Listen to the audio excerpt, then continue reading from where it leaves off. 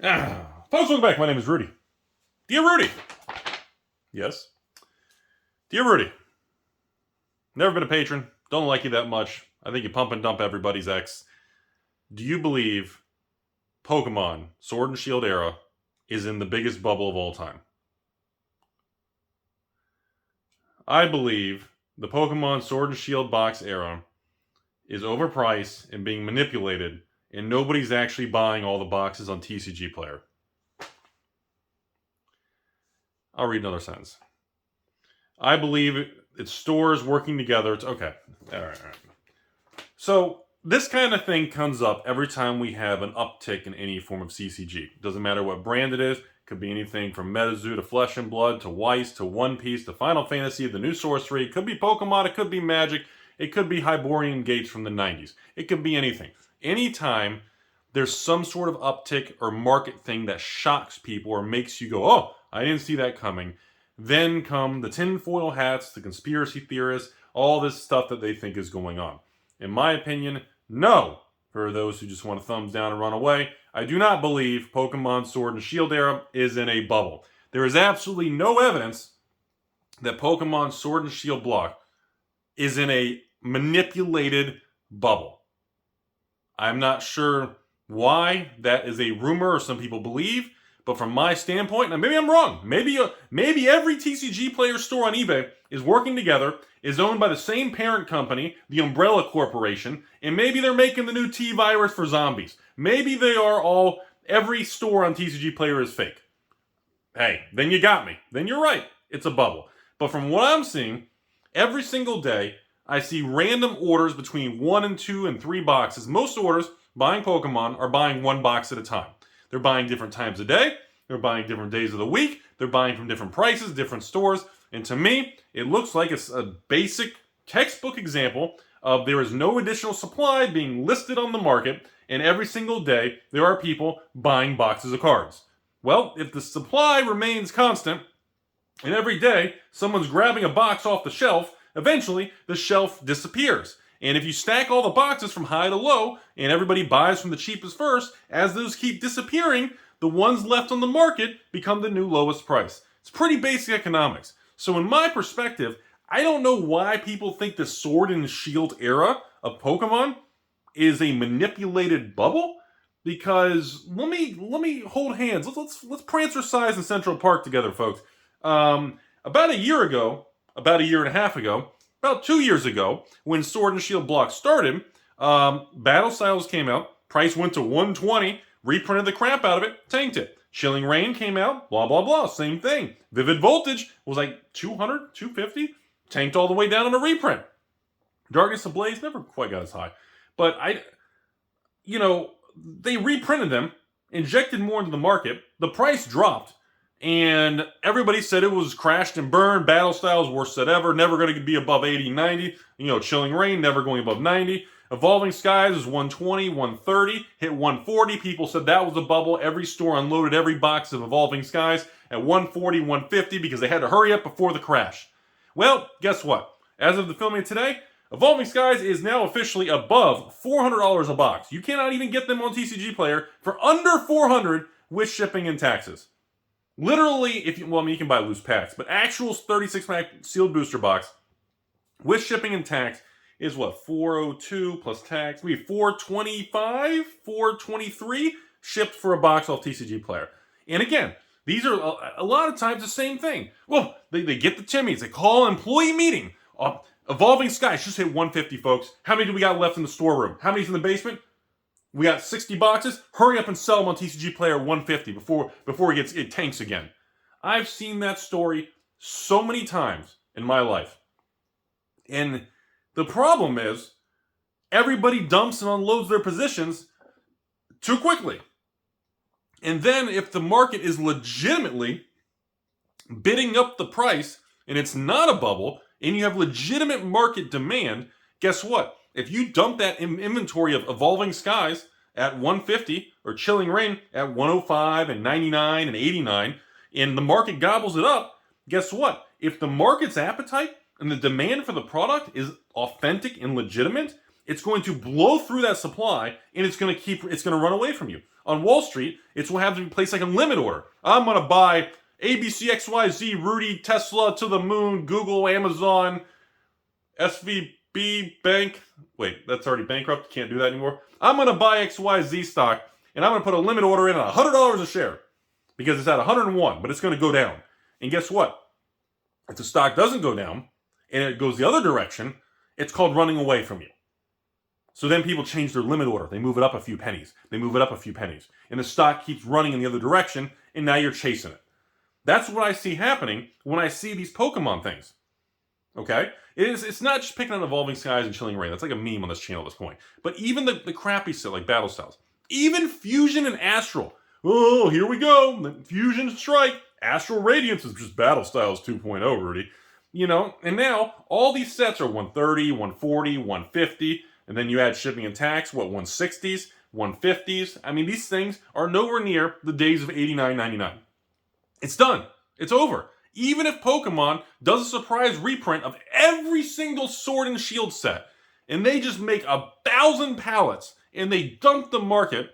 Wait, they're in the new era. They're printing the new cards, Scarlet Violet? Well, let's pretend in, I don't know, Bizarro, alternate universe, multiverse thing, I don't know, something happens. Even then, even if they did that, sure, the prices would drop 10-20%. And then people who missed out would have an opportunity. Instead of buying at 160, maybe they can get it at 120. But it's going to be the short-term market swing because the demand is truly there. People truly want the Pokemon boxes. People truly open the Pokemon boxes, chasing these flashy full art trainer, this and that. And apparently there's this other subsection of Pokemon I found out the other day from some patrons, that apparently anything that's a hot chick Pokemon or a trainer or one of the girls in Pokemon, it gets the Wafu tax of the chick tax or the hot girl tax. And apparently there's this huge market of Pokemon dudes buying these graded PSA 10 type super premium if it's a hot female in Pokemon. There's like another subsection of that. To me, when I hear any of this stuff, kind of weird, but okay. But when I hear stuff like that, all I think is these are people who want the cards. This is not the definition of a bubble that people don't want the product and it's just having like false bids, fake sales. I don't see that happening. Across the board, even all the way to Silver Temp and Origins, even the new booster boxes, even the ETBs of not just Crown Zenith, even when we go back, the Champions Path ETBs and some of these other ones and specialty ones. I mean, you look at the prices, sure, some aren't at their highs, some are going back to their highs. Even the Charizard Ultimate Premium thing, they printed a ton. And even then, the price is now starting to uptick again. These are people buying the product. To me, the definition of manipulation or a bubble is when people truly don't want it. And like we talked about with like MetaZoo, and the box opening MetaZoo video, which I'm sure nobody watched because you guys just think it's some crazy emotional thing. But when we did that video on UFO talking about MetaZoo, we were discussing that the MetaZoo UFO set has collapsed. And the secondary market value has been nuked on it because there's no value of converting the box to the singles. Like literally there's a $50 card and a couple $10 cards, but the risk, the supply was so great compared to the demand, there was a mismatch and the market penalized it and crushed the price of it. Okay? So when I see that, that product is going to have an extremely difficult time moving up in price anytime within years because of the actual data of too much supply. Demand is not constant. It's very weak. Some people buy it for fun and open it and kids, family, but there's not enough to absorb the supply that was overprinted on that set in the bear market of 2022. Now, when I see these Pokemon sets where people are like, Rudy, dude, you see Evolving Skies? 425 shipped for a box. I'm like, well, yeah, look what people are doing with the singles. People are paying that because some people are buying them, opening them, having the rush, enjoying the cracking experience, trying to chase the expensive, fancy cards and get them graded to get $500 and $1,000 cards. So the secondary market of the singles kind of line up with the sealed product. And the same thing, if you look at the Chilling Reign, look at Battle Styles, look at Astral, look at Fusion, and look at the two newest. Look at Origins, Lost Origins, and Silver Temp. Both of these, Tempest and Origins, being the newest, they still have desirable cards within the box. Those boxes cannot go to $50, $60, $70 a box because literally I would, if somebody called me right now and said, Rudy, I got 2,000 boxes of Silver Tempest. It's an overprinted, it's all going, and I go on TCG Player and I see the prices of the single cards in Silver Tempest. And let's pretend I couldn't sell the sealed boxes. Timmy's Emporium wasn't on the internet. I didn't have YouTube. I didn't have eBay. And all I had was a TCG Player account to sell singles. And I wasn't allowed to sell sealed. I don't know. Let's pretend some scenario. You know, I would look at that and I would say, why would the price of $140, $150 box collapse down to $50, $60, $70, $80? Because if it does, you can literally, it's like infinite money glitch. You can literally just put endless amount of money into absorbing all the boxes, either sell the sealed at a higher price or wait, or you could literally open the packs and sell the single cards because you'd have arbitrage. Again, none of these fit the criteria of a manipulated or a fake or an artificial or any of these abrasive terms. This to me does not look like a bubble. To me, when I see messages or things like this floating around and I see people comment on stuff like this, to me, that tells me that either that person's very angry with Pokemon, very angry at themselves, maybe they missed out on it and then they screwed up, or maybe something happened to them, maybe a local store screwed them, maybe somebody canceled their orders, maybe somebody relisted, or maybe some resealed box from China or something. Maybe there's some other variable that's making people feel that way. Because just taking all the emotion out of the equation, ladies and gentlemen, I'm looking at the Pokemon Sword and Shield era. The era's over with. It's done. Even if they give us a little blippity-blip restock of the last 2 sets, it's still done. Because I tell you right now, any store that gets a couple cases of a restock of any Pokemon set, no one's going to fire sell it. Because that's, especially knowing, this is it, we're going to Scarlet Violet, Pokemon did the official final reprint, everybody gets 2 cases. Like, knowing that, people are really not going to want to fire sell it. Because now you have the data of that's it. Now you have more information reinforcing of the rarity in the future value of a product. It's like a bond or any form of investment. You know the future value of the product has a higher probability of being more expensive and more desirable based on the new information revealed, which is it's officially out of print. So you have to take the new information and look at the item, and are you going to just fire sell that and tank the price? No. And again, when I see single sales all over eBay, TCG Player, individual stores, I see other YouTubers, and I see the market for these Pokemon single cards. And I see the demand for all these streamers that want to do Pokemon box breaks and all this new breaking era we're in, where each person, they have like 30 people and each person gets like a pack or 2, and it's strange. I don't know, it's not really for me. I stick with my old-fashioned patron can buy a box and get a whole box. This whole splitting the patrons and everybody gets a pack and some people get a good pack, and it's kind of weird to me. But the thing is, it doesn't look like a bubble. There is absolutely no evidence for me to think that Sword and Shield era Pokemon boxes should be at $70, $80, $90 right now.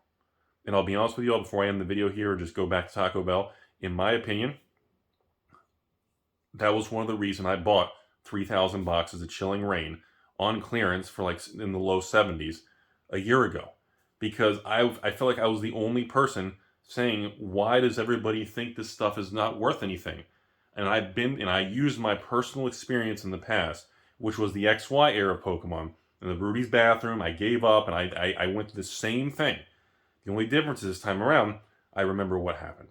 Now, did this one happen quicker? Yes, it did. XY era took a lot longer to recalibrate and reprice at a higher level. Sword and Shield era happened really, really fast.